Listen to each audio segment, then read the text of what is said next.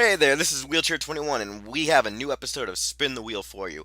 And just as I'm recording this episode on an unusual timing, which is, middle of the day on a Saturday, when most of the time I'd record these Sunday nights, we have some, groundbreaking, earth shattering news for people out there that love comics, that love DC, that even love Family Guy, as Adam West has died. He died most likely due to his battle with leukemia, and he was 88 years old. And like I said, this news just broke. It literally broke today, which is Saturday the 10th. So, yeah, that kind of just hit everyone right now. It's taking over Twitter. This thing is just as big as Roger Moore was just about a week ago. So those are like the two biggest celebrity deaths we got this month thus far. Just this month thus far. And honestly, though, I mean, I grew up with him with the syndication of the Super Friends. You also have, Mayor West. And honestly, I wasn't never really a fan of the original 60s Batman series. I didn't like it because it was just ridiculously campy, and over time I grew to love the series, mostly due to the supporting actors that composed all of Batman's rogues or his villains. And I think that's what kind of lured me into enjoying the show as I've gotten older and such. So, not necessarily for his role as a Batman. I still think that a lot of the best Batman have occurred either in the animated verse with Kevin Conroy, O'Mara, you have Keaton, and to some extent you have Bale. Like there's some extent, but I really do like Batfleck, Ben Affleck. But the fact that we've lost Adam West is a huge thing. It would have to happen eventually, and it's a shame that it has to happen, while Family Guy's still running quite strong because I love a lot of the crazy segments that go on with him. I could go on for days about the Noid or some of the most ludicrous things where I didn't expect him to show up. Like, I think in one episode I just recently re-seen, he just, like, comes out of nowhere and just, like, I think rubs his junk right on the freaking windows of the mini mart or the gas station where Chris works at. And that shit had me dying because I forgot it even existed, that scene. There's a few other things out there, but like I said, most of the time I really do love the Mayor West gags in Family Guy. And like I said, he's going to be missed, and it sucks. I told somebody maybe it was the Noid who got him, and they said, nah, I blame NBC. So, if you're wondering who came back with the NBC joke, it was none other than Sound Out 12. Nevertheless, this week's episode is about the stuff I binge. Now, originally, next week was going to be talking about Batman the Animated Series and a few of the other DC animated shows, but I'm going to move it to this week because it feels right to talk about it, specifically because Adam West was the Gray Ghost in an episode of Batman the Animated Series. Now, I loved the animated series of Batman. I loved its sequels and technically its crossovers and tie-ins with the other shows. Superman, Justice League Unlimited, Static Shock, Batman Beyond, and just back in the day when we had all of those DC like based shows running together throughout the 90s, early 2000s, those were some great freaking times. And honestly, you also had great Marvel programs too, like Spider Man, the animated series, and I even liked MTV Spider Man, even though it was only 13 episodes. You had Iron Man, and then eventually we got Iron Man Armored Adventures in like the last 7 years.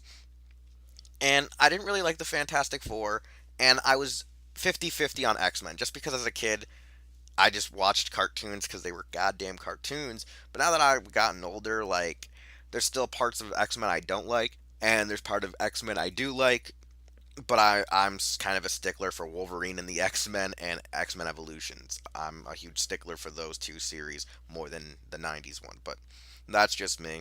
I like binging all of those. They're great, they're fun to watch. And, if you haven't seen them yet, there's so many ways to see them, whether it be like Netflix, Hulu, DVDs, stuff like that. There's so many ways you can get them legally. I'm not saying to torrent. You shouldn't torrent these shows. Just torrent Toku shows. Just torrent those. Unless there's actual official ways to get them. Then buy them.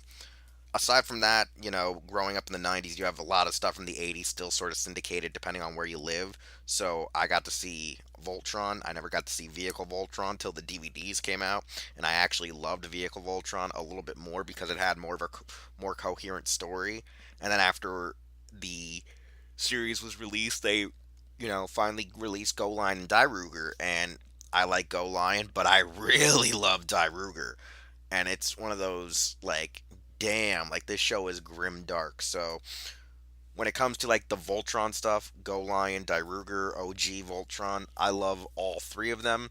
I don't really like Third Dimension, even though I love that Stealth Voltron and Dracotron. So I tend to watch the Voltron Force series. The new Voltron Force show, I enjoy watching it, but I don't think I'm going to be binging it even when it concludes. I don't know why. I think it's one of those shows where it's good to just watch it maybe once or twice and, maybe not pick it up for a long ass time ever again. And another thing that was going on through the 90s was, Transformers G1. We had some syndication on the Sci Fi channel, which I saw growing up. But then, I saw Beast Wars, Beast Machines, but I still go back and watch Beast Wars. You had Armada. I loved Armada. I hate Energon. And then I saw, what is it, Galaxy Force, which is Cybertron. I watched both versions, and I flip between the two. I don't know which one I like more, and I don't know which one I like less. It's kind of a 50-50 for me. I enjoy them both significantly. Transformers Animated, I have seen it, but I don't binge it. I don't even own it. Like, I don't own really anything but toys from Animated. That's all I own. And then with Prime, I actually own, I think, Beast Hunters the movie, as well as I watch it quite a bit on, uh, what is it, Discovery, as well as Netflix, because why the hell not? Now, if anyone's wondering why I'm yawning, there's this weird thing where if my voice hits a certain tone, as well as because it's nice and cool out and breezy out, the weather causes me to yawn like a lot. I think it's sinuses or whatnot, so I apologize for all the yawning in this episode and for previous episodes. But nevertheless, like I said, Transformers, I watch quite a bit of it. Even though I'm not a fan of the G1 series, I love the G1 movie more. And I even love the Takara trilogy, the stuff that takes place after the movie in sort of season 3, where you have Headmasters, Master Force, and Victory. I still have yet to really finish Victory due to the fact there's just so many clip shows that it drives me up the walls. Like, I, I don't even know what the hell to do without like freaking wanting to like blow my brains out because I'm afraid to just start watching Victory then realize I'm on a clip show. I mean, my God, I do not need a clip show like I hear they are in Victory. They're terrible from what Darkon has explained to me. Like he says, if the two back-to-back episodes from Wing were bad, watch Victory. It will make you wish you were never born. And then there's more animes like not just between animes and cartoons.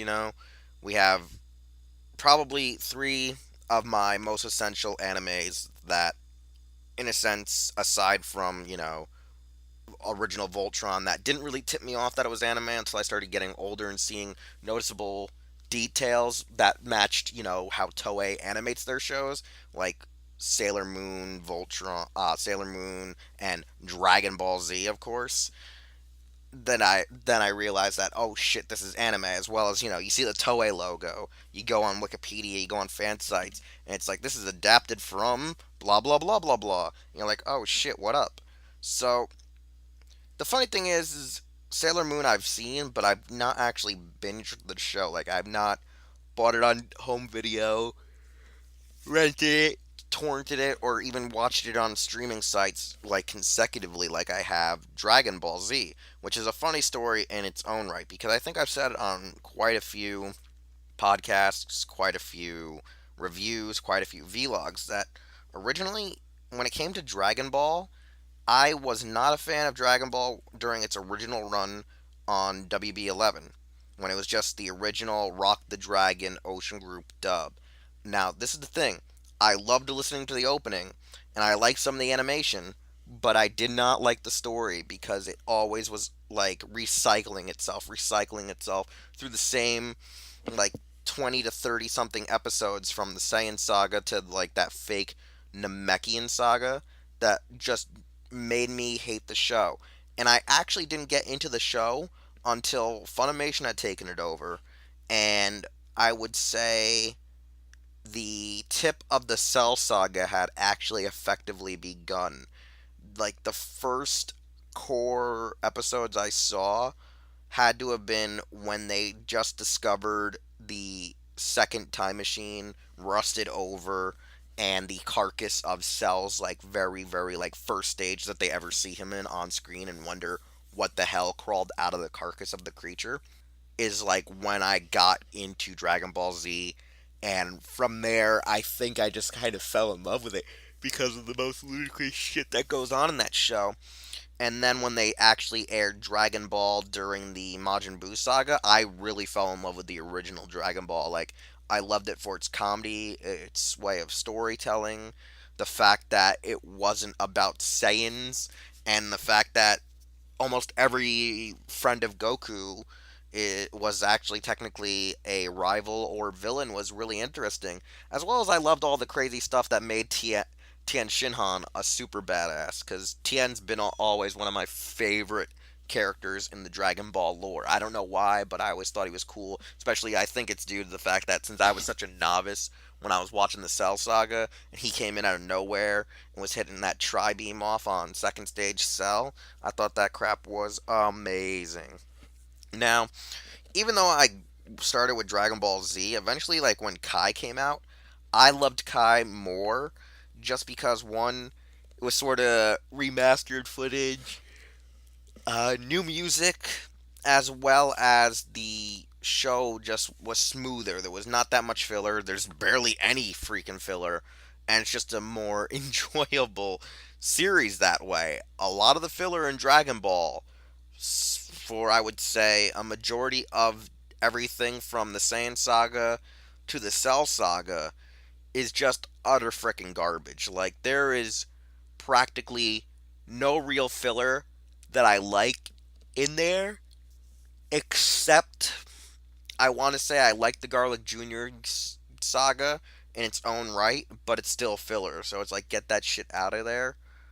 And from everything on, from, everything after the Cell games, I only like the Otherworld Tournaments arc. And a lot of the other filler, a lot of people don't even realize was filler for some frickin' reason.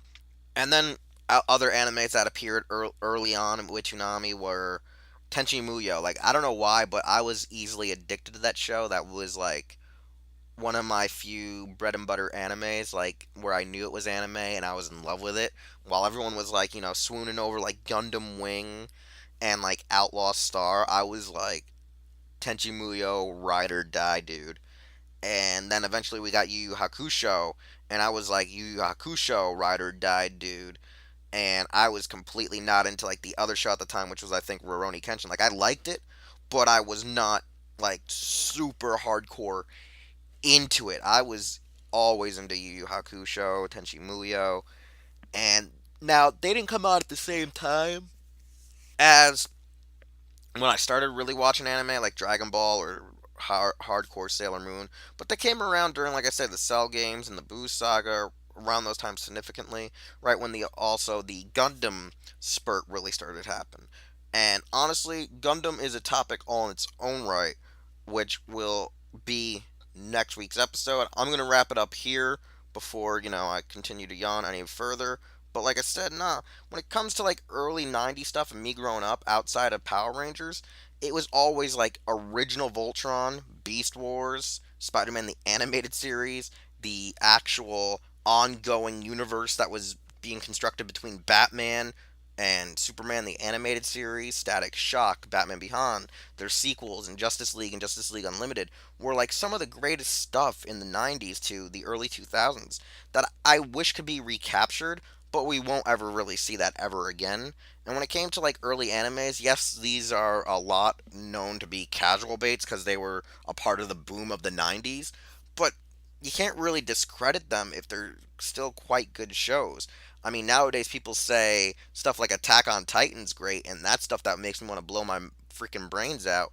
But I mean, hey, everyone has that like generational gap which gets them into anime. Sometimes it's actually nostalgia that keeps you ride or die for these shows, or sometimes it's actually because they're still good. Nevertheless, though, like I said, next week we will be opening our show with Mobile Suit Gundam, and we'll be talking about a few more actual animes that actually got a lot of people into the goddamn genre during that time.